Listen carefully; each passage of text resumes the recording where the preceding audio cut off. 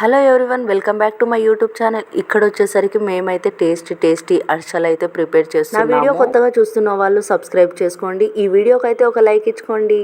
ఈ అరిసెలు చేయడం ఎంతో హార్డ్ అనుకుంటారు, కానీ ఎంత ఈజీ ప్రాసెస్ అసలు. ఒకసారి మీ ఇంట్లో మీరు కూడా ట్రై చేసి చూడండి. చాలా ఈజీగా ఉంటుంది. ఎంత స్మూత్గా మెత్తగా ఎలా తింటూ ఉంటే నోట్లో అయితే కరిగిపోతుంది.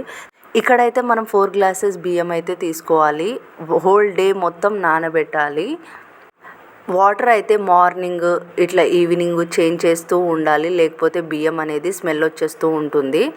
దీనికి మెయిన్ ఏంటంటే ఫస్ట్ రేషన్ బియ్యం అయితే తీసుకోవాలి. మనం ఇంట్లో తినే బియ్యం అస్సలు పనికిరాదు దానికి.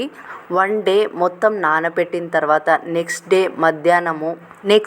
మధ్యాహ్నం అయితే ఇలా ఒక 2 టైమ్స్ వాటర్తో వాష్ చేసేసి దాని తర్వాత ఇలా ఒక జాలి గిన్నెలో అయితే పెట్టేయాలి. బియ్యం అంతా వాటర్ అయితే అస్సలు ఉండకూడదు. బియ్యం అయితే డ్రై కానియొద్దు, అంటే ఆరనియొద్దు, మొత్తం వాటర్ లాగానే ఉండాలి. పిండి పట్టించేటప్పుడు ఇలా కింద ప్రెస్ చేస్తూ ఉండాలి.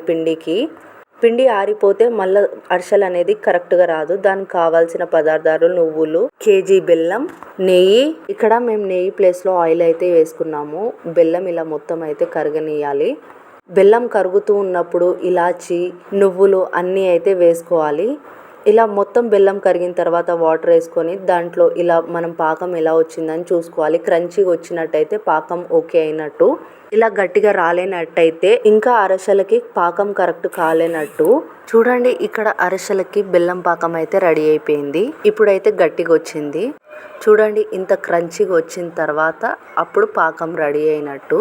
ఇంత గట్టిగా రావాలి. ఇప్పుడు మెయిన్ పార్ట్లోకి వెళ్ళిపోదామా. ఇది ఇంపార్టెంట్, కలపడము. ఎందుకంటే ఉండలుగా ఉండిపోతే అరిసెలు అనేది కరెక్ట్గా రాదు. అది కూల్ కానియొద్దు పిండి. ఇలా కలుపుతూ ఉండాలి రోకలితోటి. ఒక మనిషి ఇలా కొంచెం వేస్తూ ఒకరు ఇలా కలుపుతూ ఉండాలి. అస్సలు ఉండలు కానియొద్దు, చాలా జాగ్రత్తగా కలుపుతూ ఉండాలి పిండికైతే. మేమైతే మొత్తం ఇలా కలిపేసుకున్నాము. పిండికి మొత్తం కలిపేసిన తర్వాత ఇలా కవర్ అయితే చేసేయాలి, లేకపోతే పిండి చల్లగా అయిపోతుంది, అరిసెలు అనేది కరెక్ట్గా రాదు. ఇలా ఒక కడాయిలో ఆయిల్ వేసుకోవాలి. ఇలా పిండి మొత్తం కలిపేసిన తర్వాత కొంచెం ఉండలుగా తీసుకొని ఇలా ఆయిల్ పేపర్ ఇలా తీసుకొని కొంచెం ఆయిల్ వేసుకుంటూ పిండిని ఇలా అయితే ప్రెస్ చేసుకోవాలి మన ఫింగర్స్ తోటి. మధ్యలో అయితే చిన్న హోల్ పెట్టుకొని ఇలా ఆయిల్లో అయితే వేసుకోవాలి. ఆయిల్ వేడిగా ఉన్నప్పుడు ఒక్కొక్కటి అయితే వదిలేసేయాలి ఆయిల్లోకి. చూడండి అరిసెలు ఎంత బాగా పొంగుతున్నాయో.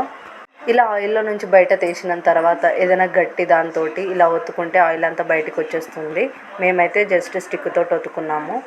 నా వీడియోకి అయితే ఒక లైక్ ఇచ్చుకోండి. కొత్త వాళ్ళు మాత్రం సబ్స్క్రైబ్ చేయడం అస్సలు మర్చిపోకండి. వెళ్ళొస్తా, బాయ్.